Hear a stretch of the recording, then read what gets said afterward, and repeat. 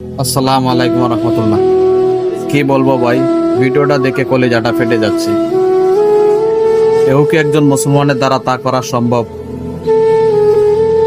যে একটা সুন্নতের উসিলায় কঠিন হাসরের ময়দান থেকে আল্লাহ সেখান থেকে বাঁচিয়ে দিবেন?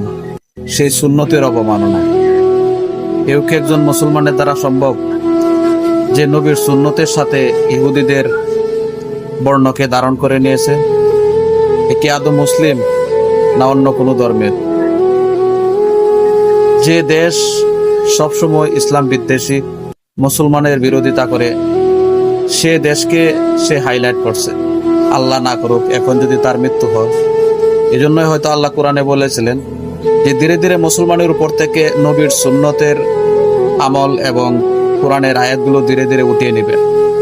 এটাই হয়তোবা সেই কিয়ামতের আলামত শুরু হয়ে গেছে। আল্লাহ সবাইকে বোঝার তৌফিক দান করুন। ভিডিওটা শেয়ার করে অন্যকে দেখার এবং বোঝার সুযোগ করে দিবে।